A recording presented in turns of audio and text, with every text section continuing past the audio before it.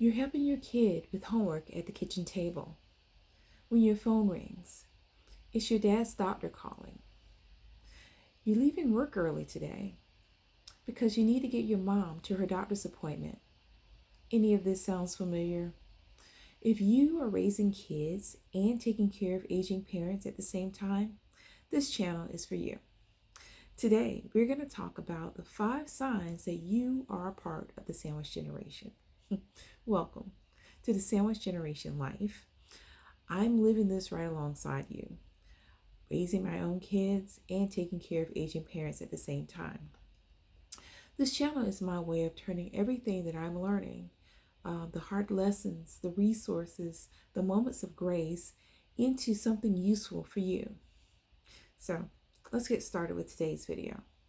The 5 signs that you are a part of the sandwich generation. Sign number 1, your aging parent becomes your second child, third, fourth, however that math works out for you.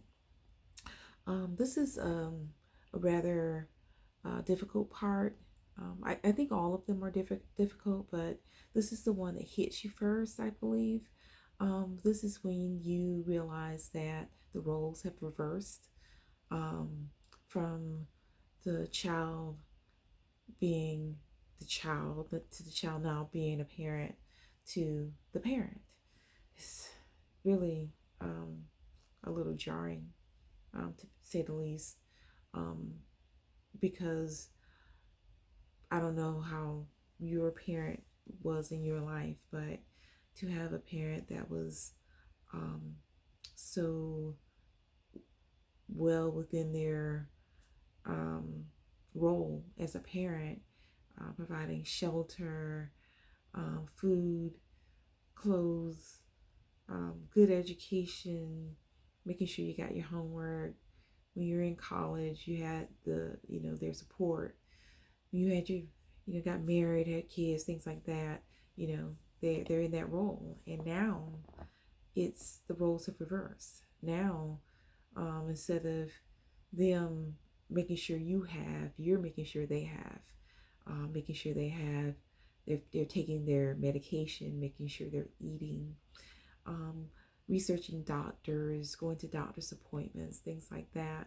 The parent who raised you now needs you to show up for them like they showed up for you.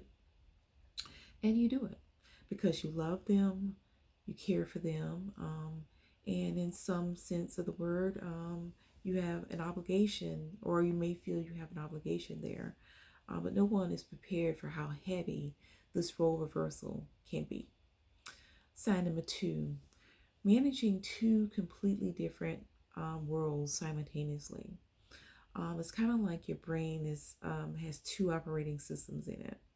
On the one hand, you have in one operating system, you have your family, your kids, your spouse, and you have the things that they need, school pickup, after school activities, parent teacher conferences, helping with homework type tasks.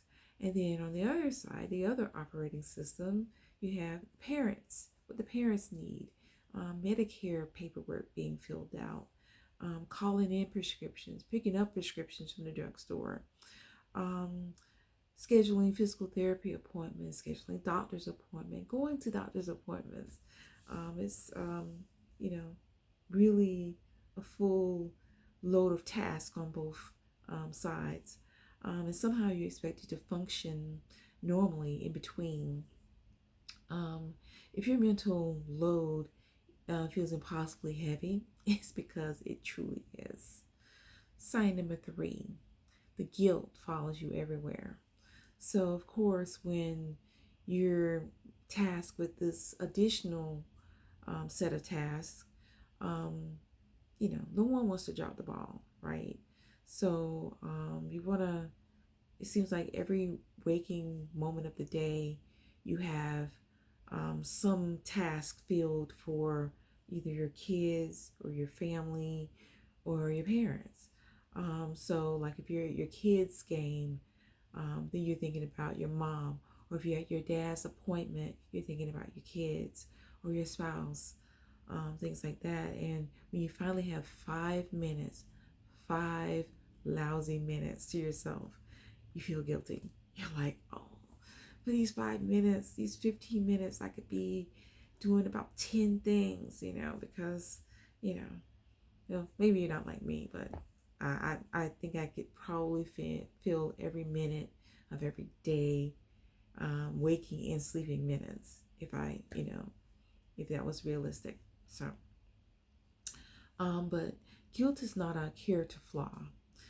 It's a direct result of loving people on both ends of your life, deeply and fiercely. Um, you know, and that's not going to go away. But here's what I've learned: guilt without boundaries will burn you out completely. Trust me. So, yeah, just have to make sure you are um, trying to balance, but also putting things into perspective and taking care of yourself as well. Sign number 4: finances are stretched across generations. That's something that was a bit unexpected. So, of course, you have your own budget, because your spouse is working, you're working, or whatever family dynamics you have in place. But you have your household budget, because you know what your family needs, you know what your kids need, things for school, activities. Maybe they're getting ready to go to college. Maybe they're in college, and so you're thinking about you know expenses like maybe a textbook or lab fees, or um, sending money for food or whatever those expenses are. You're thinking about those, and then of course you have your aging parents' needs. Now, um, my parents' situation, they had a budget as well. But when you take on this role, you're balancing both budgets, and just like in your budget, just like in your parents' budget, there are things that could pop up that is unexpected and that's not budgeted. So maybe you help, with on your parents' side, maybe you're helping them with a bill or two, with medications, home care, and then, of course, you start researching um, assisted living facilities options, and you look at the cost, and wow, that kind of fries your brain a little bit as well. Um, the financial pressures of supporting both generations is one of the most under-talked about parts of being in this sandwich generation, and it's very, very real. All right, sign number 5: you can't remember the last time you came first. Sounds like a deeply selfish statement in some sense of the words, um, it, but just to ask that question, when was the last time you came first?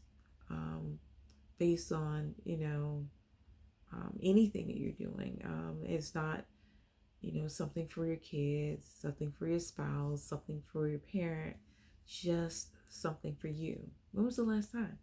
Most people will draw a blank, have to really kind of concentrate because it's probably so far and wide between when you get that time, when you get those opportunities.